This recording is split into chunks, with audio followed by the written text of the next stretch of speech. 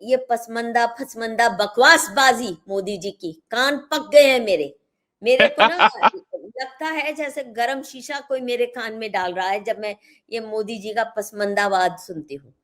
ये इस व्यक्ति ने नौटंकी कर करके ऐसे हमें दिखाया कि ये मुस्लिम समाज को भी अंदर से तोड़ने का काम कर रहा है। ये बकवास है।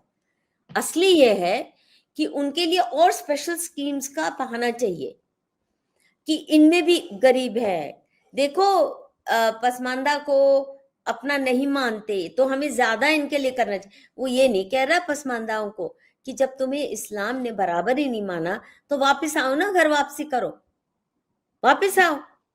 जब तुम्हें लोअर कास्ट मानते हैं, जब अपने साथ बिठाते नहीं हैं, तो माहौल तो ये बनाना चाहिए कि तुम वापस आओ, काहे को बैठे हो।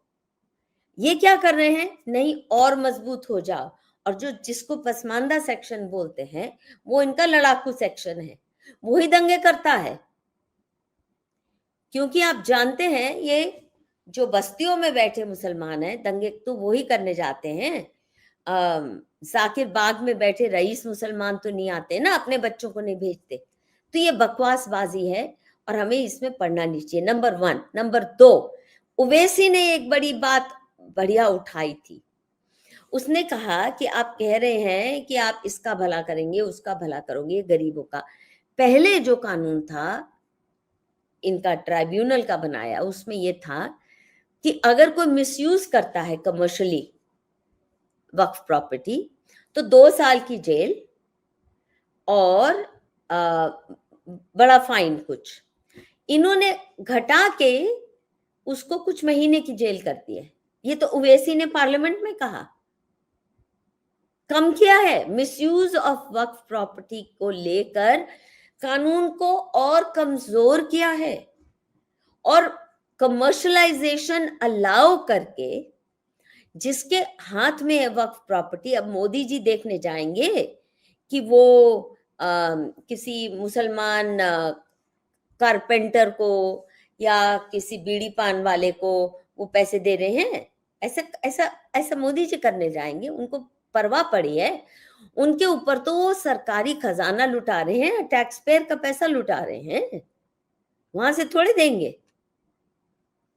ज़कात का करवा के देखे ना कि ज़कात का पैसा दीजिए गरीबों को, स्टेट क्यों दे? जब तुम्हारे पास अरबों रुपया है तो ज़कात फंड का इस्तेमाल कीजिए। हम क्यों उनको मुफ्त घर बना के दें? आपके पास कम्युनिटी के पास है, हम क्यों स्कॉलरशिप्स दें? आपका ज़कात किस काम का, क्यों नहीं कहते? हिंदू समाज के पास तो ऐसा कोई फंड नहीं है, फिर भी हिंदू समाज को कुछ नहीं मिल रहा।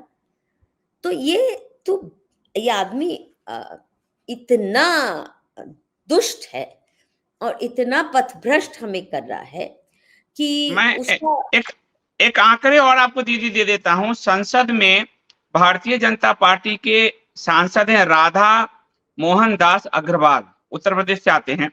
उन्होंने जो भारत सरकार, क्योंकि आपने योजनाओं की बात की है, भारत सरकार की योजनाओं में मुसलमानों का जो फायदा है वो परसेंटेज में बता देता हूं।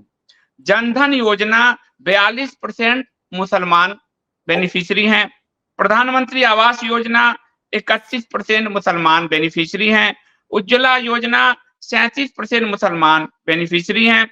मुद्रा योजना जो सब पैसे खा गए 36% मुसलमान बेनिफिशियरी हैं। स्किल डेवलपमेंट 23% मुसलमान बेनिफिशियरी हैं। प्रधानमंत्री एम्प्लॉयमेंट योजना 70% मुसलमान बेनिफिशियरी हैं। तो आप जो कह रही हैं दीदी कि इनके लिए जो योजनाएं चल रही है वो ऑलरेडी दिखा रहा है कि भारत की 15% आबादी को उसके आबादी के अनुपात में 3 गुना ये सरकार दे रही है और ये संसद में छाती पीट के कह रही है। एक और बात आपको बताऊं, अभी 2 दिन पहले ही एक लंबी स्टडी छपी है शायद इंडियन एक्सप्रेस में ही कि पावर्टी रेट जो कम हुआ है, इंडियन एक्सप्रेस का आर्टिकल है। मुझे अभी याद आया तुम्हारी बात सुन के, नहीं तो मैं तैयार रखती।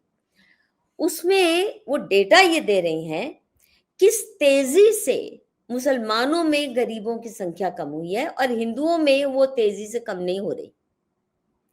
हाँ, और ये हिंदुओं आंकड़े भी से है कि 70% मुस्लिम जो है और 70% हिंदुओं का इनकम घटा है, मुसलमानों का बढ़ा है। ये तो पहले अखबार में छपा है कहीं।